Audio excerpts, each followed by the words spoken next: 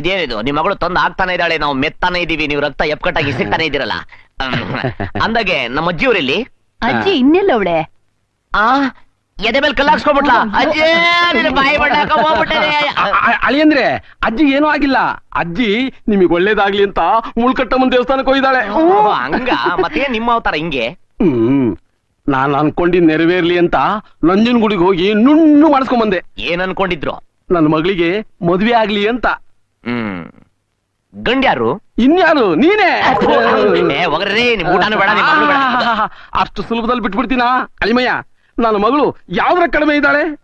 ಆ ಮೂಗು, ಆ ಕೆನ್ನೆ, ಆ ಕಣ್ಣು ನೋಡಿದ್ರೆ ಹೆಣ್ಣು ಚಂದ, ಆ ಕಣ್ಣೆ ಚಂದ ಅಂತ ಹಾಡು ಹೇಳ್ಬೇಕು ಅನ್ಸಲ್ವೇ?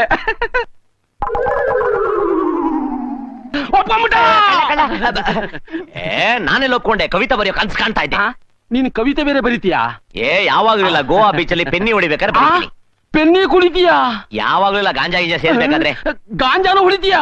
ಅದು ಯಾವಾಗ್ಲೂ ಇಲ್ಲ, ಫಾರಿನ್ ಫಿಗರ್ ಬಂದಾಗ ಸ್ಪೆಷಲ್ ಎಫೆಕ್ಟ್ ವರ್ಕೌಟ್ ಮಾಡಕ್ಕೆ ಸೇರ್ತಾ ಇರ್ತೀವಿ. ನಿನಗೆ ಸ್ಪೆಷಲ್ ಎಫೆಕ್ಟ್ ಬೇರೆ ಇದೆಯಾ ನಿನಗೆ? ಇನ್ನು ಏನೇನೋ ಇದೆ, ಅದಕ್ಕೆ ನಮ್ಮ ಅಪ್ಪ ಅಂದ ನೀನ್ ಕೆಟ್ಟ ಕೆರ ಹಿಡ್ದೋಗ್ಬಿಟ್ಟಿದ್ಯಾ, ಅದಕ್ಕೆ ನಿನ್ನಂತ ಬಕ್ರನ್ ಮಗಳನ್ನ ಕಟ್ಕೊಂಡ್ಬಿಡು ಅಂತ. ಈಗ ಇವಳ ಜೊತೆ ಮದುವೆ ಯಾವಾಗ ಅಂದ್ರೆ ರೆಡಿ ಆಗ. ಇಂತ ಕಲ್ಯಾಣ ಕೂಡ ನಿನಗೆ ನನ್ನ ಮಗಳನ್ನ ಕೊಟ್ರೆ ನೀನ್ ಬಗ್ಗು ಈ ತರ ಆಗ್ಬಿಡ್ತಾಳೆ. ನೀನ್ ಇನ್ನು ಸ್ವಲ್ಪ ತಿಲ್ಲಿದ್ರೆ ಗೋವಾ ಕಾಯಿಲೆಗಳೆಲ್ಲ ಬಂದ್ ಸೇರ್ಕೊಂಡ್ಬಿಡುತ್ತೆ. ಹೋಗ ಇಲ್ಲಿಂದ. ಮತ್ತೆ ಮದುವೆ ಹಬ್ಬ ಏನೋ ಸಂಬಂಧ ಅಂತ ಕ್ಯಾಚ್ ಮಾಡಕ್ ಹೋಗಿದ್ದೆ. ನನ್ನ ಮಗಳನ್ನೇನಾದ್ರು ಕೊಟ್ಟಿದ್ರೆ ನನ್ನ ಮಗಳು ಬಹಳ ಹಾಳಾಗೋಗ್ತಾ ಇತ್ತು. ಮಾವ ಇನ್ನೆಲ್ಲ ಮಾವ ಅಂತ ಮಾವ. ಆಹಾ